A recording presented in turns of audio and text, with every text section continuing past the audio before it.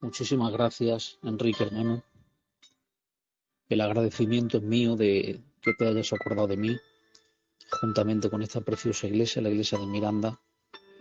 Y bueno, en primer lugar, que vaya por delante mi agradecimiento al Señor, que como tú bien decías, a pesar de la circunstancia que nos está tocando vivir, nada nos impide acercarnos al Señor en humillación, en arrepentimiento, reconociendo, como no puede ser de otra manera, la profunda necesidad que tenemos de Él.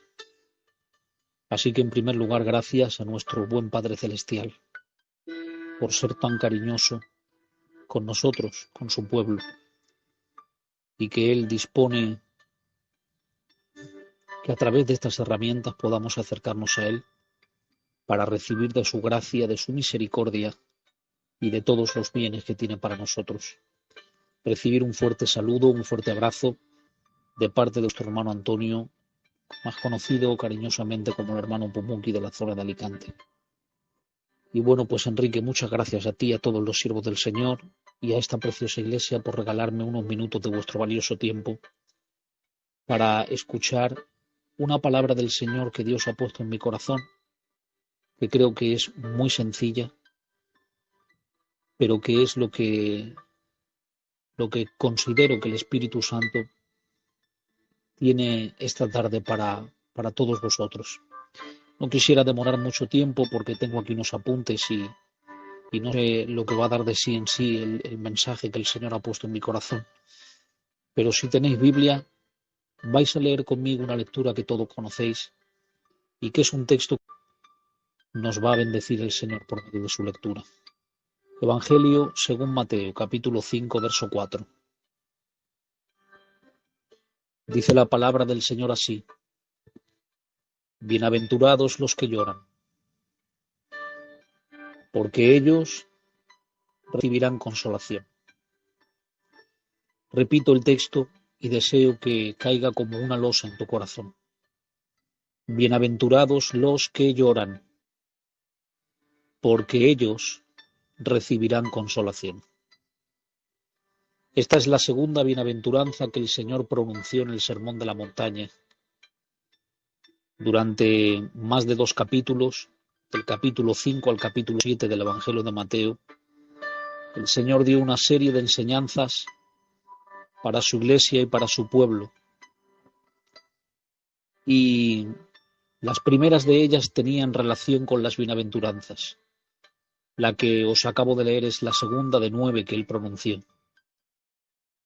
Y qué apropiada es esta bienaventuranza para estos tiempos que estamos viviendo, donde el pueblo del Señor está llorando. Bienaventurados los que lloran, dice Jesús, porque ellos recibirán consolación. Veréis, hermanos, empezaré diciendo que la palabra bienaventurados, una palabra griega, es la palabra griega makarios, y esa palabra en el idioma griego koiné, que fue el idioma en el que se escribió el Nuevo Testamento, significa literalmente dichoso, feliz, y también se podría traducir como supremamente bendecido. Y fijaros bien, hermanos, que lo que el Señor Jesús enseña aquí, aparentemente, y digo aparentemente porque en realidad no es así como veremos más adelante, aparentemente esto es una paradoja. Una paradoja, hermanos, es aquello que contradice a la lógica, aquello que contradice a la razón. Una paradoja es algo contradictorio, es algo que parece no tener sentido. Una paradoja, por poneros un ejemplo, es como decir que cuando llueve el agua me seca y cuando hace calor el sol me moja. Esto es contradictorio, ¿verdad? Porque cuando llueve el agua no te seca, te moja.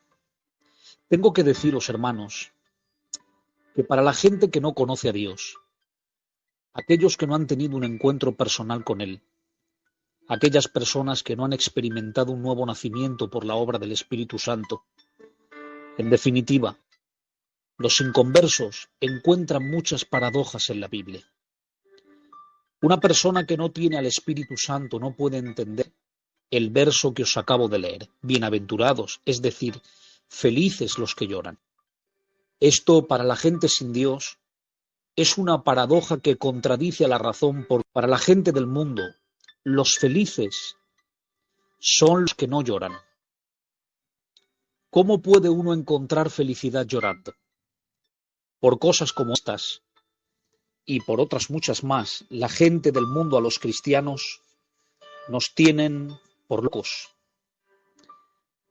Porque dicen, los cristianos creen que se puede ser feliz llorando, que son bienaventurados llorando.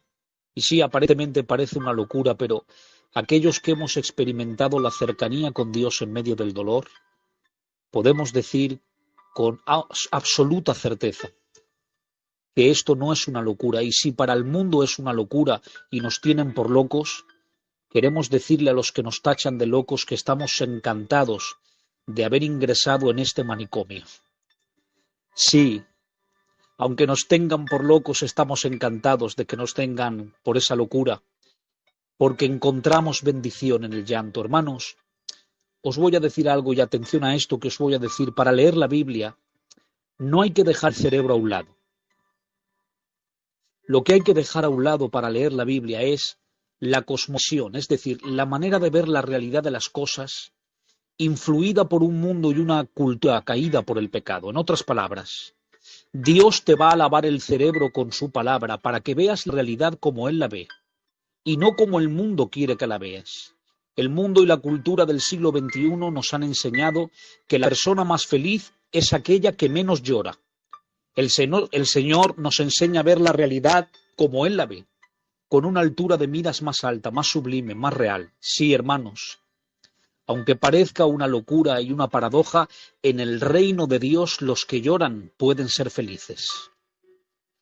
Hermanos, qué persona que se acerca a Dios con un corazón sincero, humilde, en breve se da cuenta de que todo lo que enseña el mundo, la carne y el pecado, y la cultura del siglo XXI es una gran mentira. En el Evangelio del Reino de Dios, todo es al revés. De hecho, esto es una realidad bíblica. Ser cristiano implica forzosamente vivir al revés. Nosotros somos como los salmones. Los salmones son una especie de pescados que nadan a contracorriente. El río va en un cauce por una corriente y ellos nadan a contracorriente. Tengo que decirte a ti, alma, que me escuchas, que estás al otro lado, que Dios te está haciendo un llamamiento a que nades a contracorriente. El mundo tiene su corriente, tiene sus modas, la cultura tiene sus modismos, pero el Señor te dice, ¿te atreves a vivir diferente? El mundo enseña que el primero es el primero. El Señor dice que los primeros serán los últimos y los últimos los primeros. El mundo enseña que el más grande es aquel al que todos le sirven. El Señor dice que en su reino el más grande es aquel que sirve a los demás. El mundo dice que el más alto es el que llega más alto. El Señor dice que el que se humilla será ensalzado y el que se ensalza será humillado. Todas estas enseñanzas de percibir la realidad como Dios la ve está al alcance de aquellos que tienen una mente espiritual. Pablo les dice a los corintios, pero el hombre natural, es decir, el inconverso, no percibe las cosas que son del Espíritu de Dios, porque para él son, ¿lo veis?, locura, y no las puede entender, porque se han de discernir espiritualmente. Este verso que acabo de leer, bienaventurados, felices los que lloran, solo es comprensible bajo la luz del Espíritu. ¿Cómo se puede ser feliz llorando? Sí, hermanos, de que se puede, se puede. Hermanos, nosotros tenemos la mente de Cristo, dice la Biblia. Es por eso que nosotros los cristianos interpretamos estas enseñanzas aparentemente paradójicas y contradictorias con una mente espiritual. Una mente que continuamente debe ser renovada por la palabra de Dios. El apóstol Pablo enseña en su carta a los romanos sobre la importancia de la renovación de la mente. Y él dice, no os conforméis a este siglo, es decir, no te amoldes, no sigas la corriente del mundo, sino transformaos. ¿Por medio de qué? De la renovación de vuestro entendimiento. para que comprobéis, dice Pablo, cuál sea la buena voluntad de Dios, agradable y perfecta. Notad, hermanos, que Pablo enseña aquí que aquellos que han sido renovados en su mente por la palabra de Dios pueden comprobar que la voluntad de Dios es buena, agradable y perfecta. Aun cuando sufran, es buena. Aun cuando lloren, es agradable. Aun cuando no lo entiendan, es perfecta. Es por esto, hermanos, que nosotros, los que hemos sido renovados en nuestra mente para percibir la realidad de Dios como Dios la ve, encontramos que aún en las lágrimas existe bienaventuranza. Encontramos que aún el dolor produce sus frutos. Hermanos, estamos hablando de algo muy profundo. Estamos hablando de cosas que se escapan a la comprensión de una mente caída por el pecado. Estamos hablando de cosas que solo se pueden entender bajo la óptica de Dios por una mente que está saturada e influida por las Escrituras. Estamos hablando de nada más y nada menos que de encontrar bendición en el llanto. Siento a Dios, hermanos. Muchas veces las lágrimas son el vehículo que utiliza Dios para acercarnos a Él. El dolor, el sufrimiento, las aflicciones a las que estamos expuestos crean en nosotros un síntoma de dependencia de Dios, hermanos. ¿Y cuánto necesitamos ser dependientes de Dios? Es una regla general y un hecho comprobado que la mayoría de la gente se acerca a Dios cuando llora, cuando sufre, cuando padece alguna pena. Cuando todas las cosas van bien, la gente tiene tendencia a alejarse de Dios. Y de esto tenemos multitud de ejemplos en la Biblia. Jonás, el profeta Jonás, no levantó un clamor con el alma desgarrada hasta que se vio perdido en el vientre de aquel pez. Antes de que fuese arrojado al mar, Jonás estaba tranquilo, durmiendo en la bodega de un barco, sin ninguna preocupación más allá de llegar a su destino después de un largo viaje. Pero cuando es arrojado al mar y un gran pez se lo traga, cuando se ve perdido es cuando clama diciendo: invoqué en mi angustia al Señor y Él me oyó. Cuando mi alma desfallecía en mí, me acordé del Señor. Antes no se acordaba. Tuvo que provocar Dios una situación en la vida de Jonás que le llevara al desvanecimiento, al dolor, a la aflicción y a las lágrimas. Porque cuando se vio perdido, es cuando más encontrado estuvo. Queridos hermanos de la iglesia de Miranda, a veces nos sentimos así, perdidos, pero créeme, si en medio de ese camino que parece un laberinto, donde las puertas cierran y aparentemente no hay ninguna abierta, si eres capaz de levantar clamor a tu Dios, si eres capaz en medio del llanto de ponerte de rodillas y descansar en la voluntad buena, agradable y perfecta de Dios, te prometo que encontrarás bendición aún en el llanto. Hermanos, ¿no fue esto también lo que le ocurrió a Judá, el reino del sur de Israel?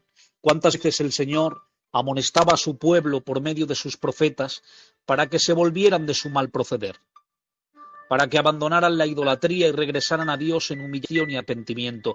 ¿Cuántas veces Jeremías exhortaba a la casa de Judá diciendo que Dios enviaría un juicio del norte? Una nación del norte tendrá mucho más poderosa que tú, a la que no podrás hacer frente, y os llevará cautivos a su tierra, una tierra extraña y espantosa. Ante esas advertencias de juicio, Israel no se arrepentía. Ni le dolían los anuncios del profeta, ni lloraban pidiendo perdón por su pecado. Tanto es así, hermanos, que viendo Dios que ante tales mensajes de juicio no lloraban su pecado, el Señor le dice a Jeremías que contrate plañideras. Qué fuerte es esto. Jeremías, contrata plañideras y págale. Para los que no lo sepan, aunque sé que la mayoría lo sabéis, las plañideras eran mujeres que habían aprendido el oficio de llorar. Para una plañidera llorar no era cuestión de sentimiento, era cuestión de aprendizaje. Estas mujeres habían aprendido el oficio de llorar y lloraban tan bien que cuando en Israel moría alguien, la familia del fallecido contrataba plañideras para que lloraran la muerte mientras los despedían, y de esta manera las plañideras, como habían aprendido el oficio de llorar, lloraban y lloraban para contagiar el llanto a todos los demás, con el fin de que se dijera que el día que falleció esa persona todo el pueblo lo quería, porque todo el pueblo lo lloró. Cuando el Señor ve que su pueblo no llora ante las advertencias de juicio, le dice al profeta: contrata plañideras, Jeremías, ya que no llora mi pueblo, págale a plañideras para que lloren, a ver si escuchando llorar a las plañideras se contagia la tristeza a mi pueblo y lloran por su pecado, pero aún con esas el pueblo lloraba. Sin embargo, hermanos, cuando tú los has llevado cautivo a Babilonia por Nabucodonosor, estando ya en el destierro y habiendo sido hechos esclavos en una tierra extraña, sin tierra, sin nación propia y sin templo, escribieron el Salmo 137, donde dice: junto a los ríos de Babilonia nos sentábamos y aún llorábamos acordándonos de Sión. Qué pena, hermanos. Ahora sí lloran en Babilonia. Si hubieran llorado en la tierra de Israel cuando Dios les habló por boca de los profetas, no hubiesen tenido que llorar en Babilonia cuando el juicio se cumplió. Porque esto es así, hermanos. Quien no llore en Israel cuando Dios le hable, llorará en Babilonia cuando el juicio se cumpla. Y quiero destacar que la palabra que se traduce aquí por llorar tiene otras implicaciones. La palabra que se tradujo llorar en esta bienaventuranza es la palabra griega petniseo, y no significa solamente llorar, significa también ser afligido, padecer. Va más allá, estar de luto. Ahora bien, hermanos, vamos a centrarnos en primer lugar en la palabra llorar y luego, si nos da tiempo, abordaremos la palabra afligido, que también está implícita en el texto griego. Esta bienaventuranza hace alusión a la bendición del llanto. En las Escrituras hay unas lágrimas que son bendecidas por Dios de una manera especial. De hecho, hermanos, la palabra llorar significa derramar lágrimas por un sentimiento de tristeza, de dolor o de necesidad. Y existe en la Biblia un llanto que el Señor promete bendecir. Es el llanto del arrepentimiento. Dejadme hablaros unos minutos de esto. Y luego profundizamos más en el significado de la palabra llorar. Arrepentimiento. Cuando uno se conoce a sí mismo. No sé si le ha pasado a usted alguna vez, pero a mí me ha pasado tantas veces. Que cuando me miro en el espejo de la Biblia y dejo que las Escrituras me digan lo que en realidad soy, un pecador perdido, desventurado y absolutamente sin rumbo, Dios provoca en mí una tristeza, un dolor continuo de corazón que me lleva a llorar continuamente por ofender a Dios a diario, hermanos. De hecho, hay una tristeza que es provocada por Dios, incluso en sus propios hijos, cuando ofenden su santidad. Sí, la Biblia nos enseña que hay una tristeza que la provoca Dios. Segunda de Corintios 7:10. Dice Pablo: porque la tristeza que es según Dios produce arrepentimiento para salvación. Fijaos bien, la tristeza que es según Dios. Esta palabra según es la palabra griega katar. También se puede traducir de parte de Dios, a causa de Dios. Y esta tristeza, dice Pablo, que viene de Dios y que es provocada por Él. Produce una cosa muy importante: arrepentimiento. ¿Y qué es el arrepentimiento, hermanos?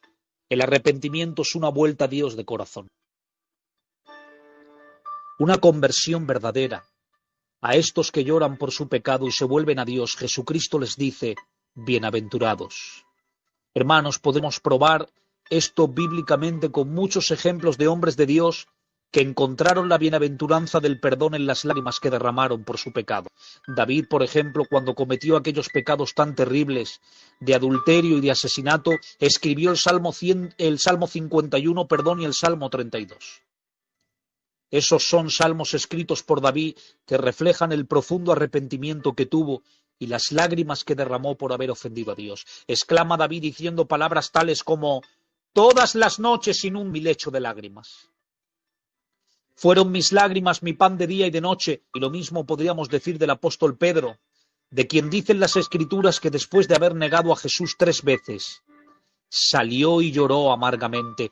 Todos estos que lloraron por su pecado y que se arrepintieron de todo su corazón por haber ofendido a Dios en un momento determinado de sus vidas, alcanzaron felicidad en el perdón por Cristo, nuestro Dios y Salvador.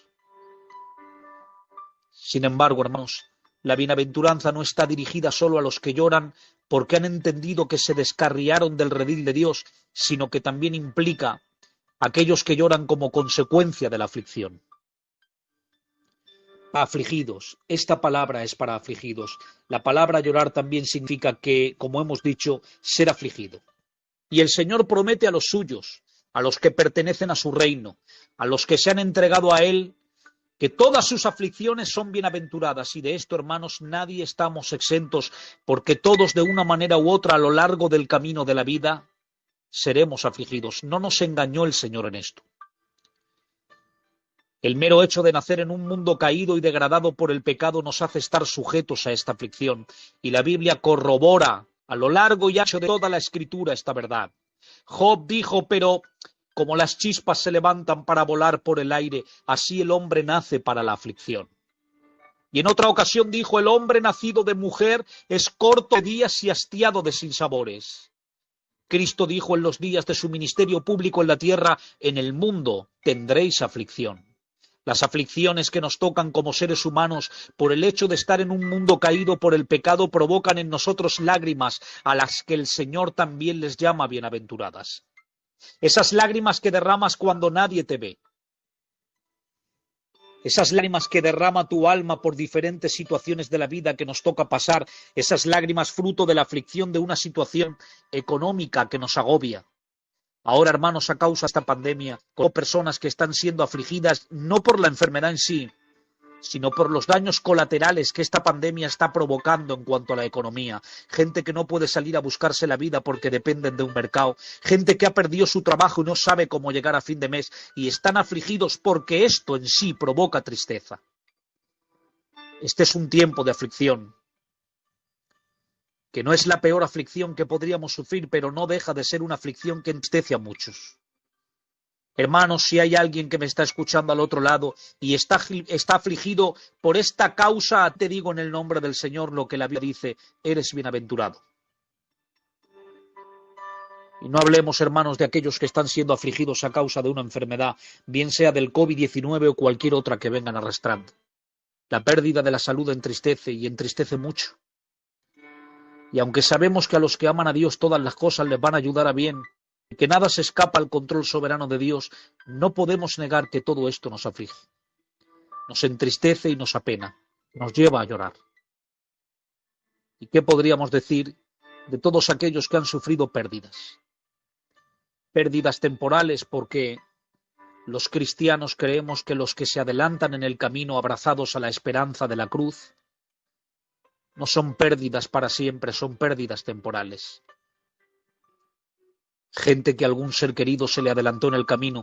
La palabra que se traduce en esta bienaventuranza llorar también significa en el texto griego estar de luto.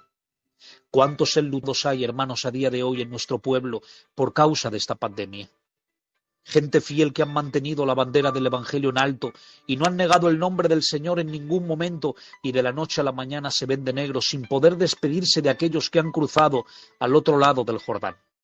A estos que lloran pérdidas y aguardan la esperanza de la resurrección, el Señor Dios Todopoderoso les promete consuelo. Por eso el apóstol Pablo escribe a la iglesia de Tesalónica donde habían sufrido pérdidas y les consuela diciendo, no os entristezcáis como aquellos que no tienen esperanza. Porque si creemos que Jesús murió y resucitó, también traerá Dios con Jesús a los que durmieron en él. Y finaliza diciendo, alentaos los unos a los otros con estas palabras, dando a entender que la esperanza cristiana de la resurrección es una inyección de aliento para aquellos que perdieron personas en el camino, personas que tenían puesta su fe en Cristo Jesús. Y para ir terminando, hermanos, quiero haceros notar en el texto dónde está el secreto de esta bienaventuranza en el llorar. Os recuerdo lo que significa bienaventurados, feliz, dichoso, supremamente bendecidos. Pero ¿cómo podemos encontrar felicidad, dicha y bendición en las lágrimas? El secreto de esta bienaventuranza está en el mismo texto. La última palabra de esta bienaventuranza es el soporte para considerarse feliz. Para considerarte bendecido aun cuando lloras. Notar lo que dice, bienaventurados los que lloran, porque ellos recibirán, ¿qué dice? Consolación. Y esta palabra consolación es el secreto de bienaventuranza. La palabra consolación aquí es palabra griega parakaleo y significa un misterio. En griego significa llamar cerca. Llamar cerca. Podríamos traducir el texto así: bienaventurados los que lloran, porque ellos serán llamados cerca. ¿Cerca de qué? Es decir, hermanos, que aquellos que lloran son bienaventurados porque a través de las lágrimas Dios les llama a la cercanía con Él.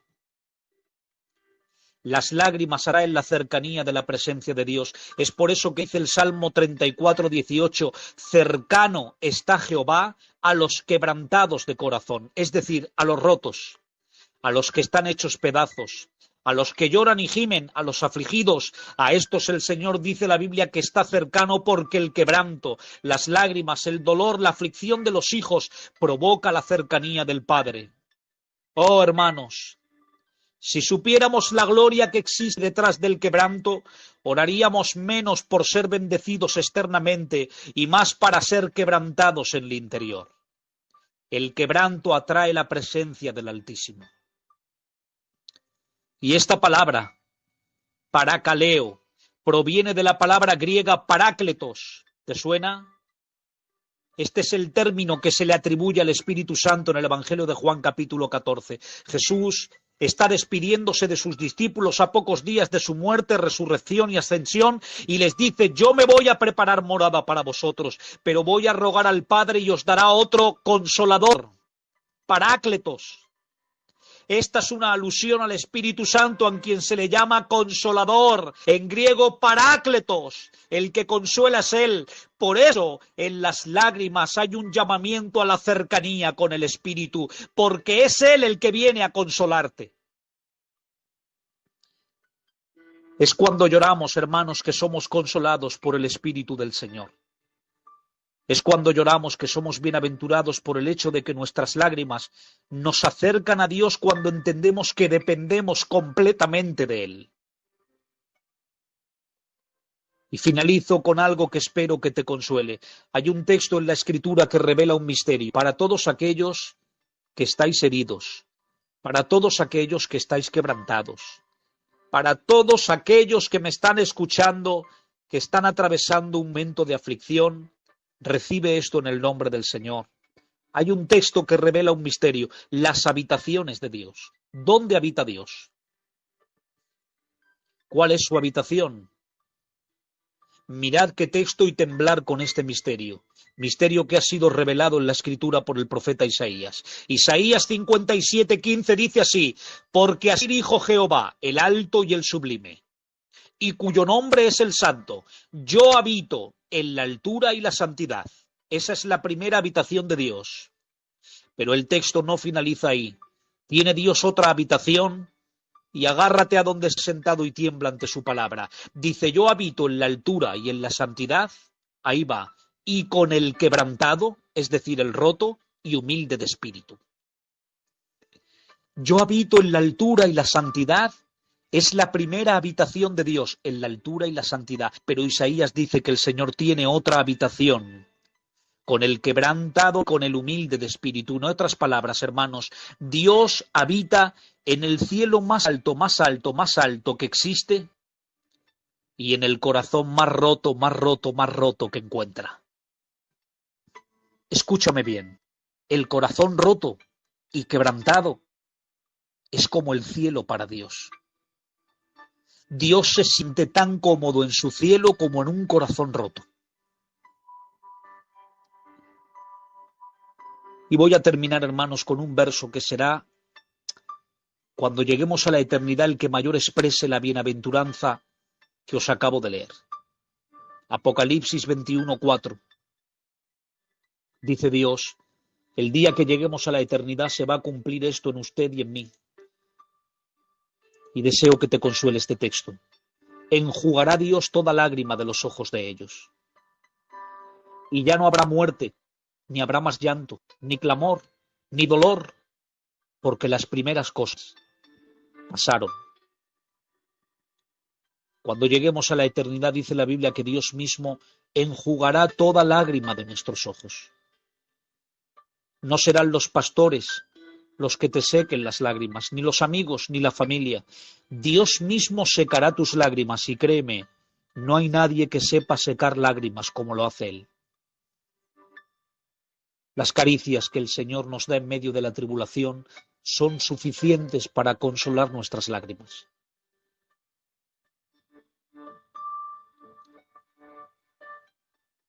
Finalizo, hermanos.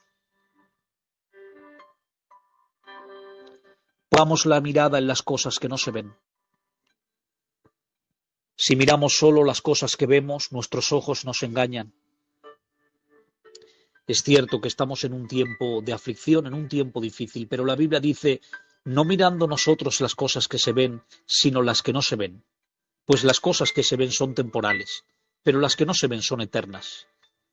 Pongamos nuestra mirada en las cosas invisibles, las eternas, las que perduran. El camino de la vida cristiana es un camino que implica andar no por lo que ves, sino por lo que no ves. Como está escrito, el justo por la fe vivirá. Estamos en este mundo de paso, Iglesia de Miranda. Este mundo no es nuestro hogar. Te digo más, la casa en la que vives no es tu hogar. Es tu hogar temporal, lo siento. Aunque te esté costando horrores pagar la hipoteca, vas a terminar de pagarla para dejarla aquí. Porque tu hogar está al otro lado del Jordán. Tu hogar está en la otra ribera. La Biblia dice que somos extranjeros y peregrinos en este mundo. Un extranjero es una persona que vive en una tierra, pero pertenece a otra. Y así somos los cristianos, extranjeros, porque vivimos en esta tierra, pero pertenecemos a otra. La Biblia dice que somos peregrinos. ¿Saben lo que es un peregrino? Un peregrino es una persona que anda por tierras extrañas. Así somos los cristianos. Caminamos, andamos por tierras extrañas porque, sí, hermanos, es tierras extraña para nosotros. No te afinques aquí. No construyas una vida aquí. Trabaja para vivir, pero no vivas para trabajar. Y abrazaros a esta bienaventuranza estos días de aflicción. Bienaventurados los que lloran, porque ellos recibirán consolación. Deseo que esta palabra haya llegado a algún corazón para hacerle algún bien. Ojalá que el Señor, a través de su palabra, haya podido aplicar el bálsamo de su espíritu a alguien que esté pasando un momento difícil. Y que sea fortalecido, fortalecida a través del consuelo de esta bienaventuranza. Muchas gracias por vuestra atención. Gracias, Enrique, por contar conmigo para compartir un consejo que os haga bien. Deseo que el Señor os haya hecho todo el bien que solo su palabra puede hacer. Un fuerte abrazo de vuestro hermano Antonio, desde la zona de Alicante, y que el Señor os bendiga ricamente. Mucho ánimo y adelante, que este desierto no dura para siempre.